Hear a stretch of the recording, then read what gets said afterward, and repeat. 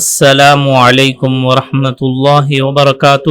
آپ سبھی کو ہمارے چینل سچا پیغام میں خوش آمدید۔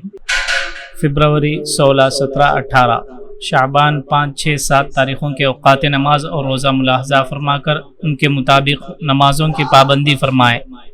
فجر کا ابتدائی وقت 5:24، 5:20 پر 4، ظہر کا ابتدائی وقت 12:29، 12:20 پر 9، عصر کا ابتدائی وقت 4:43، 4:40 پر 3، مغرب کا ابتدائی وقت 6:25، 6:20 پر 5، عشاء کا ابتدائی وقت 7:36، 7:30 پر 6، اور عشاء کا آخری وقت وہی ہے جو سحری کا آخری وقت ہے۔